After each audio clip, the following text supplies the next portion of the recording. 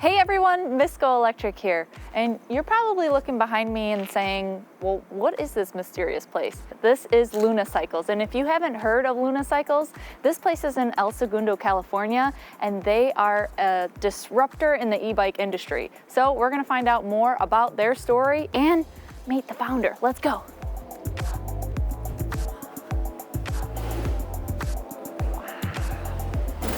Hey there. I'm Eric. Eric? Yes. Are you the master behind Luna-Cycle? I am. I'm the founder of Luna-Cycle. You guys, this is amazing. Eric is here. We're going to sit down with him in a little bit and talk about his story and how he created this amazing business here. But first, will you show us around? Absolutely.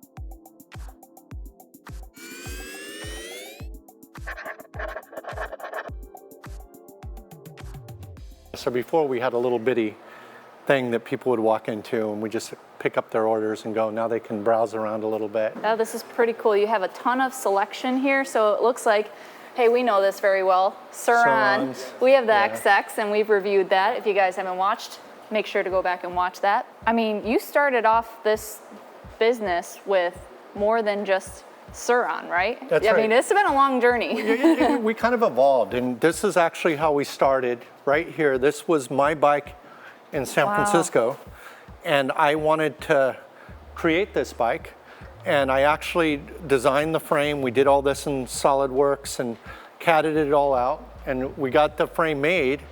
But the problem was when I wanted to buy motors and batteries for it, it was crazy how much money they wanted. I mean, just crazy money. I think for the battery at that time, for a battery big enough for this, they wanted $2,000 from a local supplier. And there was just absolutely no way to build this bike up with no suspension, nothing too fancy, without spending a ton of money, you know, like thousands and thousands of dollars my cost. So I was never going to be able to sell it for under $10,000. So it made me realize that there was a business opportunity to sell these parts at an affordable price. So right here, this is a Cyclone motor, and it's got some custom CNC work that we did here on the side. We did all the mounts and stuff and the double freewheel, and we got all this working. And you know, and as simple as an internal gear hub in the back, we had to source all that. And eventually, as I'm sourcing parts for this bike, we built our own battery for it, literally put together our own cells. And from there, I realized this is a viable business. I can sell battery packs and kit parts. Cyclone motors were one of the first things we sold. And later we started selling BBS02s and BBS HDs, and we were just selling parts. That's it. And this frame I was never able to build up and get it to a sellable version of it, yeah. For one reason or the other, but this year we're finally going to release it with. About time, right? Yeah. Because this was a while ago, right? Yeah. When did you start with this bike? This must have been 9 years ago that I started with this bike, and maybe 2 years of monkeying with this bike, not making any money, and then I started Luna-Cycles 7 years ago, like making money, you know, selling things. Yeah. But it was when we released the website, was 7 years ago. So from there, we went to kits, and we became Bafang's big BBS HD dealer. And you know, we make our own batteries. At first, we would do Shark batteries and Dolphin batteries, and then we upped the quality and started doing our own packs. These packs are made in the United States, and this is an example of what we would do. We would buy a bike from KHS, which is a Los Angeles company that sells their bikes, and we'd buy their bikes and install our kits on them. Eventually, we got opportunities to do full production bikes. You know, we were the ones who brought Surrons to the country. It's not our bike, but we helped with the designs in the beginning. And Surron was the first company we dealt with in China that was very, very strong. Like very, very good product, different than like dealing with Bafang or some company like that. And price point wise, it was like, you know, a whole nother ball of wax considering the performance element. And then you guys get a hold of it, and I have the XX, so that one you've done quite a bit of work on, right? That's right. We're hackers. We love like modifying things by heart, you know, it's where our heart's at. I think the Surron's pretty close to its optimal power. You know, even as stock, that's one thing I'm realizing. I think the XX is perfect, but guys want to do crazy power. We kind of started that by modifying some around here with our own battery packs and ASI controllers. And I kind of wish we wouldn't have opened that can of worms because it's kind of too crazy. So yeah, these are Surrons. These are the sticker kits that we make here in-house. My girl Ashley's really into art and design. A lot of these she designed herself. Davis over there designed some of them. And we print them out here, cut them out here, and send them out to the customers. And I love stuff like that when we can just add, and we put them on the bike and it looks totally different. Yeah. We decided to sell all of our Surrons black. It makes things a lot easier for us. So we can offer a sticker kit, you know, to make it customizable. Yeah. I was watching this movie on Netflix called Apex. People at home should watch it. And it's how this small company in Sweden made the world's greatest car, yeah. I go, but I know the guys that shot they're that, only like actually. 20 guys. If they can do it, we can do it. So at one point, I go, you know, we can keep giving Facebook a ton of money for marketing, or we can cut all that out and budget all that money we're going to give to Facebook to make the world's greatest e-bike. And that's what we tried to do with the Apex right here. That's and so a slick bike. This has the Wren fork on it. We made a deal with Kevin Wren, who owns Wren. This one's been pinstriped, but that was just something we're messing around with.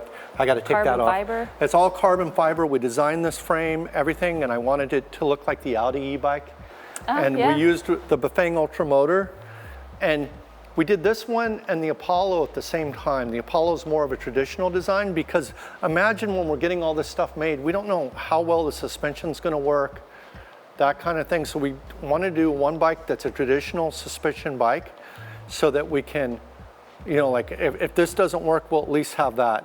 What I didn't know is when I got all these made, we made a deal with Bafang and they put our logos on these, and this is a magnesium motor they do just for us. I just didn't like how big and heavy the motor is, period. So what we're trying to do is make the M600 into an ultra motor. So that's been my project. That sounds like a fun project. Yeah, we're almost there. And what is this wall of bikes over here?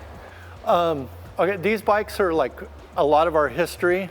This bike was the very first M600 demo bike that Bafang had at Interbike a few years back, and I got it. The motor hasn't changed at all. I mean, and back then nobody wanted to sell M600 motors. We were the first to take the dive and started selling them, and everybody kind of followed after us. But interesting. Yeah, you guys are trendsetters. You're disruptors and trendsetters. Yeah, and then this one is, I bought it that last or a couple Interbikes ago. This is one of my favorite bikes. It's the Spitzing bike, and it's one of the few people who are doing a mid-drive ride at the time. It has 900 watts, which is tremendous for back then. You know what I mean? Yeah. And it's got an 890 watt-hour battery. Wow. And it's got a clean mobile drive system that's built into the bottom bracket. And the torque sensor just works beautiful on it. And we use this bike, we ride it, and check it, and this is a standard we're setting ourselves to. We want our torque sensors to feel that good. We want our bike to feel that good. It's got the Fox suspension on it. And I think that bike was $12,000. I don't know if they're still in business or not. I'm bad at that, at keeping up with our competitors, but I haven't seen one in a long time. I have a bad feeling. But back then, and you know what, it hasn't changed that much. That was the best bike out there. You know, and maybe X2 has passed it, I hope, but you know, that's a pretty amazing bike. And this bike, I remember as a hobbyist, Ashley went and picked this up for me because she had a truck. I think it was like $4,000 just for the frame.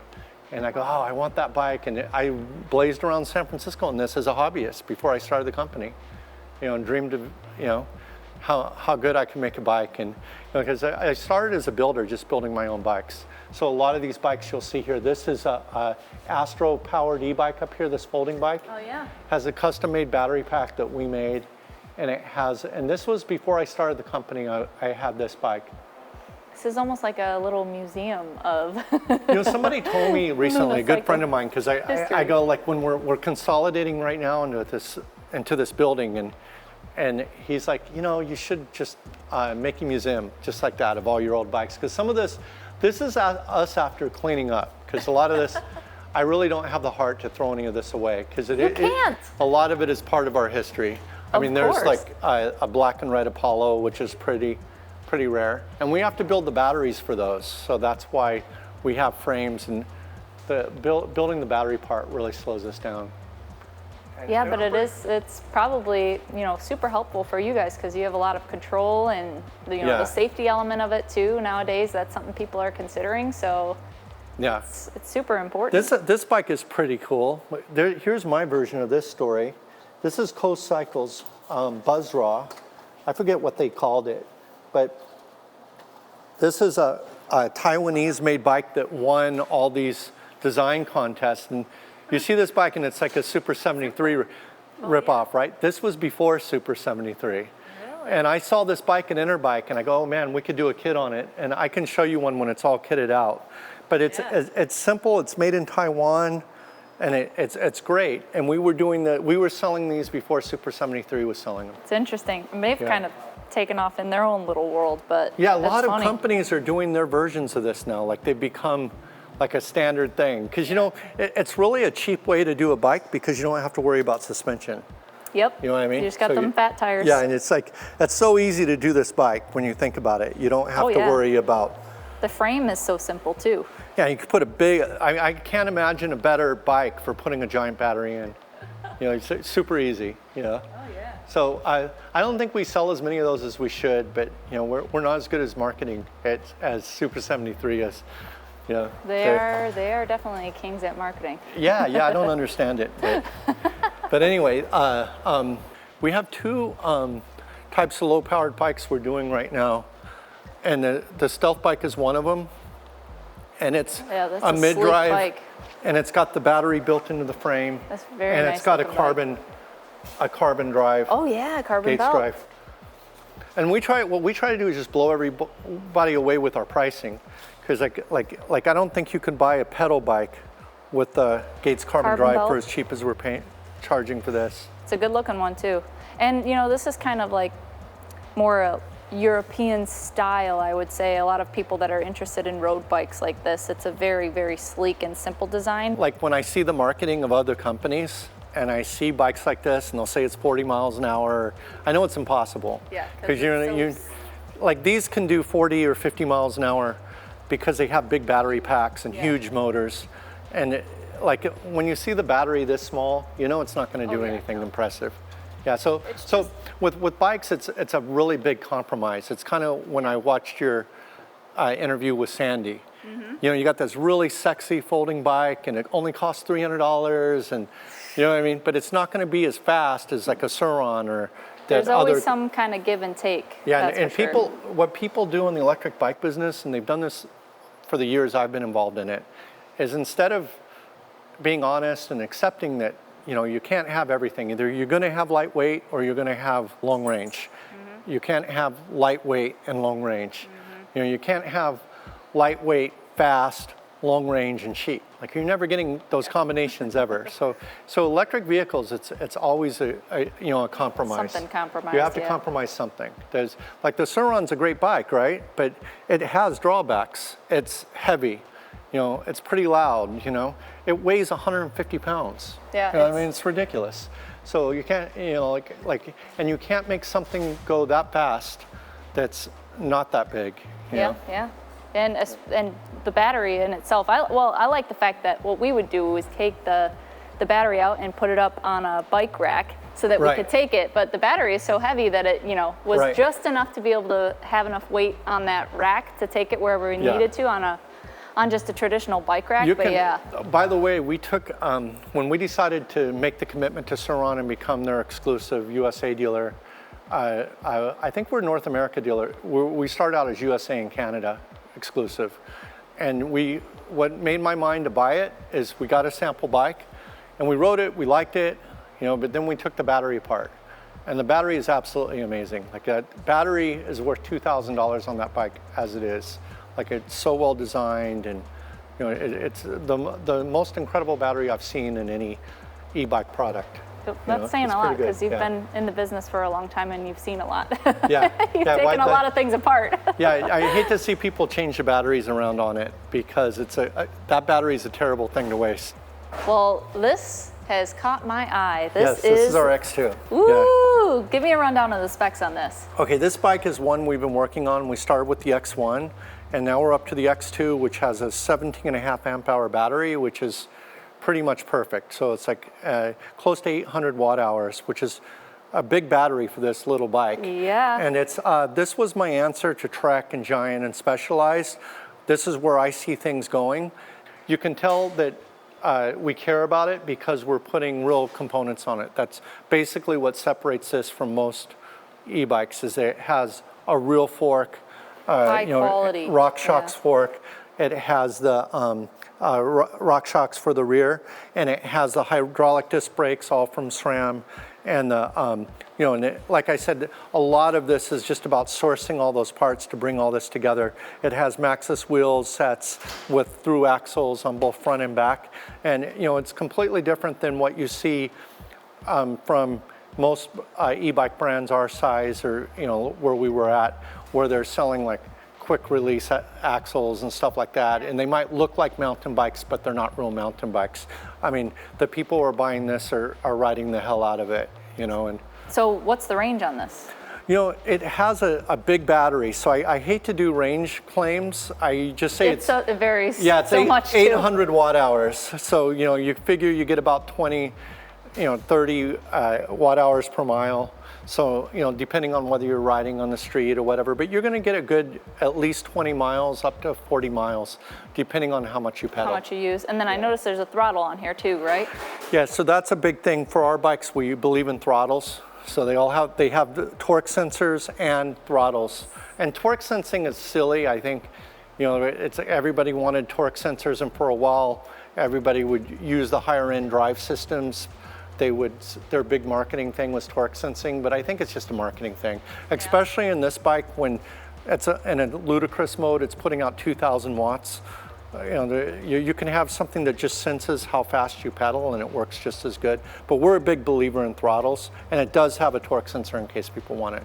It has a 12-speed Eagle transmission, and I mean, this is all standard stuff for high-end mountain bikes, and that's where we were going with this. But price, I mean, that's kind of the crazy story here, right? Is that something that is competitive with this bike, they're usually like double of what you're Absolutely, charging, right? At least double. When a full carbon fiber like this, and that big of a battery, which are the two most expensive things about this bike, Specialized sells theirs for $12,000 with full carbon fiber, and theirs does not have a throttle, and it puts out 400 watts, where this one's putting out 2,000 watts. So it's a pretty big difference. That's incredible. And so really, in fact, I love Specialized. I think it's a beautiful bike. I love the way their torque sensor works. Their apps work. I actually bought one, and we used it when we're developing this bike, knowing what to strive for. So I have a lot of respect for the bike. There's a review on our website comparing the two bikes that Matt Richards did. I'm really proud that our bike can stand up to a bike like that, because it's a very good bike. That's incredible, and they're such a popular brand that people know that brand. They do things really well. A/B it, that's a big deal, and especially to be able to get that price point in a well, they got a bigger challenge than we have, because they have a dealer network. Yeah. And all those dealers need to make all this money on that bike, and since we go direct, we don't have to deal with that. So if I make $1,000 profit on a bike, I'm happy. Yeah. So that's been my motto for a while. Like, the most I'll ever make on any of these bikes is $1,000. Well, I'd rather sell more bikes than have a really crazy price. Yeah, but I'm pretty proud of this bike. This is the one bike I ride, and I go, oh, I love this. You know what I mean? And it was funny earlier, you were saying, I really want an X2. It's like... No, I really do. Like, I think it's time I take one home. I think we got a gouged one or something that we can't sell that I'm going to take home. But I think you deserve it at this point. And to make this possible, we're always stretching the limits of the battery. So we give a lot of input on the battery design. And right now we're working on an X3, which is going to have a 72 volt battery. Or a 64 or 72. We're not sure yet, but we're testing both batteries now on this bike. And to do all this, we're constantly tinkering with the M600 to get it to put up with the power. We changed the whole controller. I'll show you guys some of that. And it's been a lot of work to just get the M600 to the standard we need to pump 2,000 watts to it and not burn up. That's a lot of power, yeah. And we haven't burned up a single motor yet, but we have had other problems. We're going through gears a lot, so we had to redesign the whole gear system. Wow. Yeah. The pain of it is we gotta we got to unpack all the bikes and rebuild them and then pack them back up again. And we got them used to it. It's not a big deal. Part of the process. Yeah, I think it's value added. If you're going to sell a bike like this, we have to add some kind of value to it to be ahead of everybody else, you know. For sure. So we do a lot of tinkering with it. Let me show you some of the stuff we do, you know, and I'll show you some of our secret stuff. Here's the way the controller looks separated. This is the back side of it. Very cool. So tell me how this works, because this such small little device is the mastery behind it, right? Yes, this is a very critical part. So this is the hardest part of doing the motor, is the controller. And we didn't like where Bafang was going with, you know, apps that, you know, force the user to put their information in and tracking them.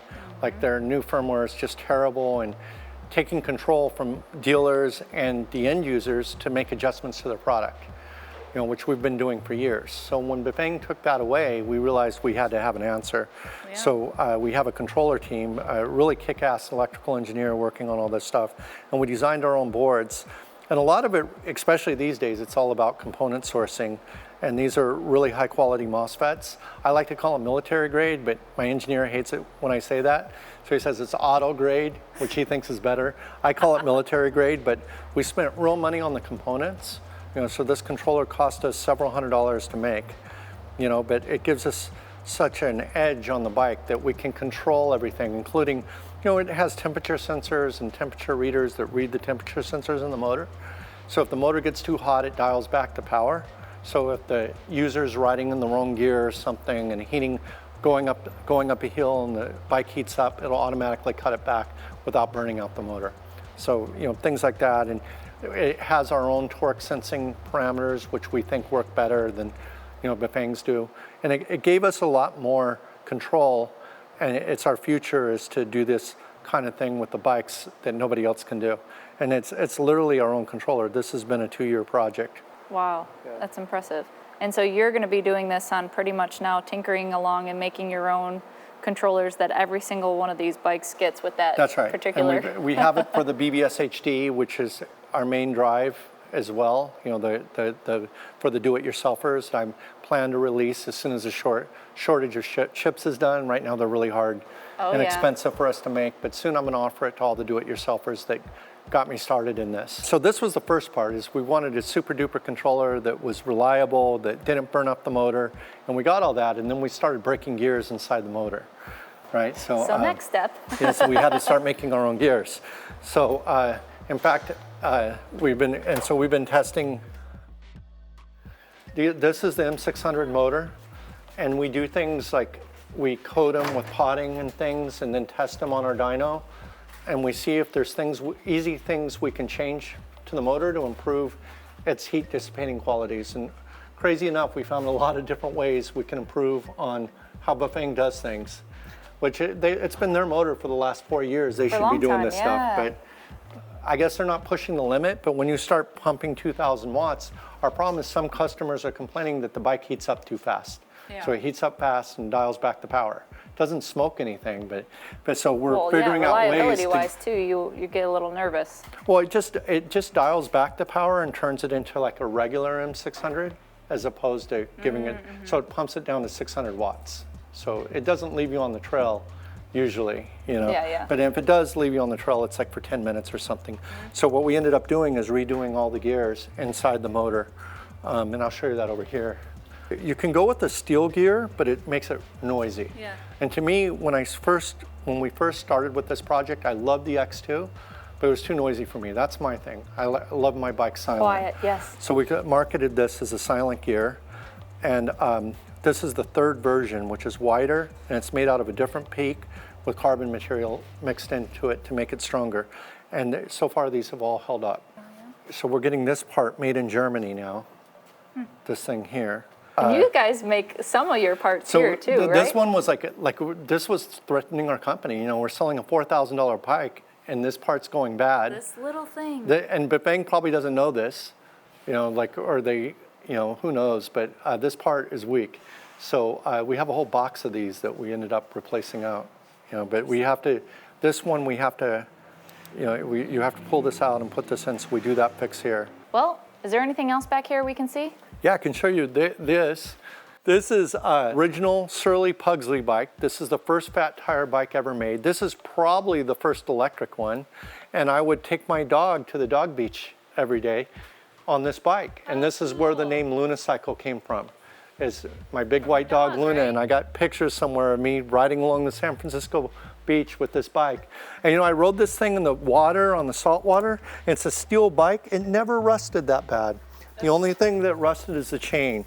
And this was like my science experiment on whether you could do this or not. Yeah, and like I see dual hub motors. And yeah, then this is here, that's one of our batteries. This is a prototype bike. We're doing 50 miles an hour on this bike.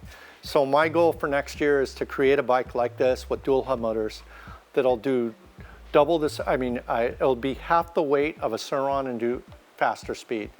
wow. You know, and this is the way we're going to do it. That sounds right up my alley. Yeah, because I'm not going to be able to compete with this stuff. $1,500 for a 1,000 watt-hour battery. You know, that's crazy, like how they do that. And those are all X2 bikes. And that's the pain of doing all this, you guys, is that you get the bikes and they have a problem with them where we can't sell them, and they just sit here until we can get the parts to fix the problem. And it's happening all the time. Like you guys are busting at the seams now that you're put into one building, so. Yeah, it's a pretty big building, but. Well, this has been amazing seeing this whole facility. It's huge, so there was probably quite a journey to get to this point. Oh, yeah. So I'd love to sit down with you and talk a little bit more about how you even got to this point. Okay, Let's do it. All right.